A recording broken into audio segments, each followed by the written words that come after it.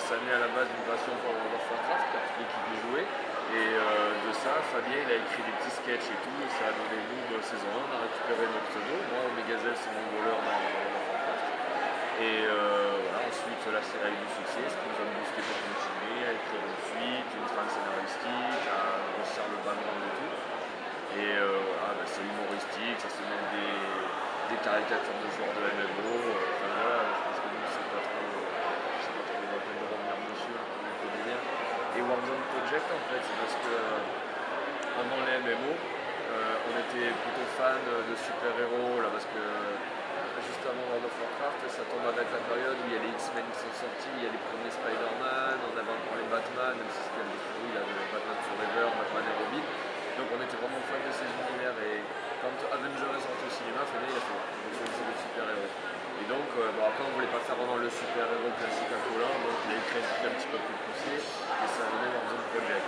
Warzone Project on reprendra dès qu'on va terminer la trilogie. Voilà. Au niveau des web-séries, je pense que c'est tout. Je pense que quand la trilogie sera finie, on en aura une voilà, qui nous servira de filler pour s'amuser, pour faire les projets en propre et tout. Mais bon, on va un petit peu s'éloigner de la web-série pour passer sur le format cinéma. Enfin, quand je dis format cinéma, c'est la fiction 1h30, 2h.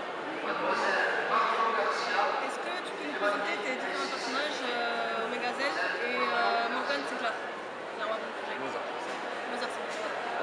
Alors Omegazel, c'est une grosse caricature de moi quand je jouais à World of Warcraft. Je pensais vraiment que les filles elles étaient bidons. C'est-à-dire que quand j'avais une fille dans mon groupe, c'était une catastrophe. Donc et quand ça t'arrive pendant 2 ans, tu fais non, il n'y a pas une qui sait jouer quoi. Donc Fabien ça le faisait rire ça. Donc il a dit ouais tu vas faire un rôle comme ça dans le monde.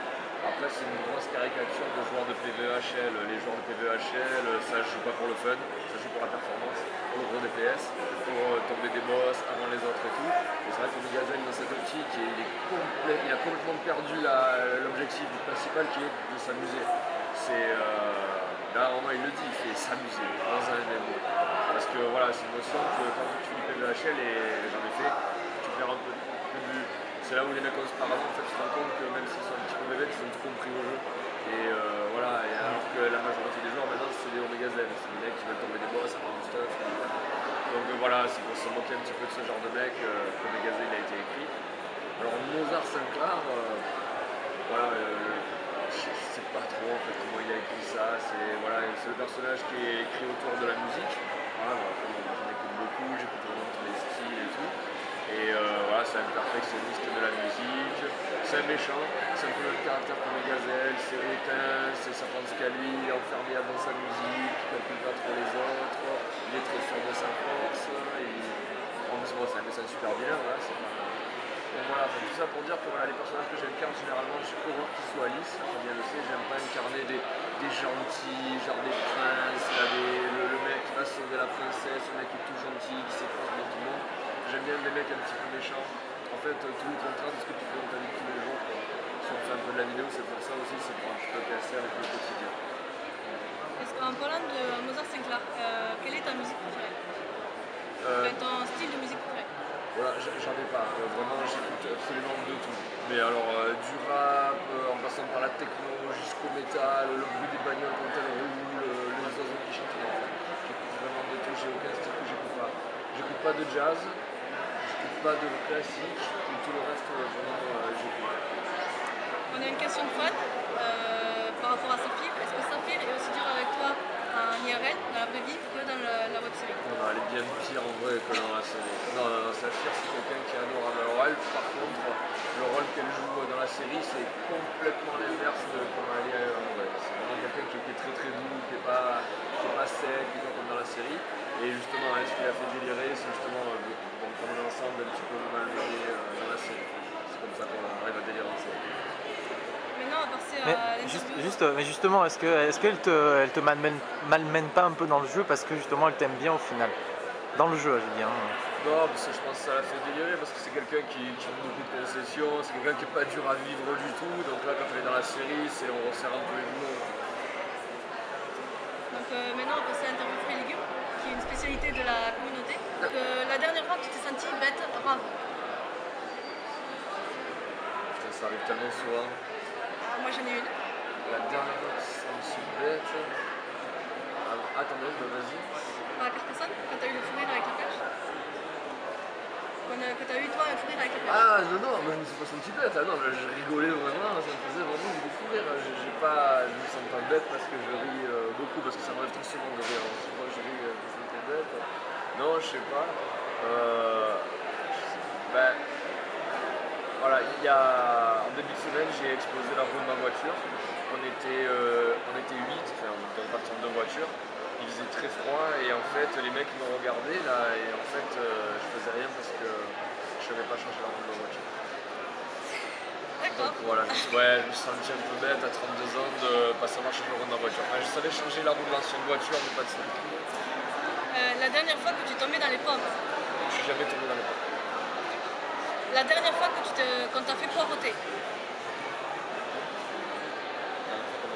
Ce matin en bas de l'hôtel, j'attendais les autres pour partir ici et voilà quoi, 1000 ans à descendre.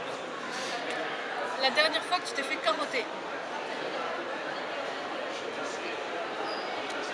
La dernière fois que je me suis fait carotter, ouais, ça aussi ça m'arrive régulièrement. J'ai commandé un truc sur le net, j'ai trouvé des fringues pas chères et tout, et quand c'est arrivé, j'ai compris pourquoi c'était pas cher, c'était vraiment des fringues de merde, de qualité, mais alors dégueulasse quoi. J'estime m'être fait carotter, même si j'ai pas payé cher. La chose qui te donne la pêche. Un noob. As-tu un cœur d'artichaut? Non, je suis l'homme d'une femme. Ta date fétiche? 18 juin. Pourquoi? C'est mon anniversaire et c'est l'appel du général de Gaulle, je trouve que ça va bien ensemble. La dernière fois que tu t'es fait appeler Chou, si oui, pourquoi? Si tu t'es fait appeler Chou. Alors vous allez rigoler, c'est sparadrap, dans ma chanson tu m'appelais comme ça. Et pourquoi? Parce qu'il, je sais pas, parce qu'il est fou ce mec. Peut-on dire de toi que tu as le melon? Non, pas du tout. Vraiment. Et je pense que mon entourage pourra me confirmer. La dernière fois que tu as dit aïe? Écoutez, c'est en image, vous avez vu le gif où Fabien me met un coup de pied dans le dos? Oui. En fait, là j'ai joué, c'est-à-dire que je suis allé par terre parce que voilà, on voulait faire une mise en scène. Mais juste avant, il me l'a vraiment fait. Et c'est-à-dire que je me suis retrouvé dans le partir en avant, voilà. Ton AV cinématographique préféré? Jurassic World. Est-ce que tu as déjà pris une amende? Oh là là, oui, j'ai plus de points sur mon permis, donc j'en ai pas pris qu'une, j'en ai pris énormément. La dernière fois que tu as ramené ta fraise et que tu n'aurais pas dû? Ça arrive très souvent. Ça arrive très souvent, les autres ils vous diront, je sais plus. Non, je sais plus, mais ça arrive très souvent. Qu'est-ce qui te fait rougir comme une tomate? Quand on me dit que je suis beau. Fox Rap Battle, parce qu'on a tous vu. Ah. Hier aussi en conférence, on l'a vu. Vu que tu as gagné, est-ce qu'on peut s'attendre à un nouveau combat dans le film ou... Alors en fait là j'égalise, parce que si on compte les confrontations de Gaïa, je perds dans la série. Bon là j'ai gagné le rap battle, même si pour moi c'est pas vraiment, bon allez, c'est pas vraiment une confrontation dans les règles de l'art. À la fin du film 2, il y a le niveau du duel. Et là, vous verrez l'issue.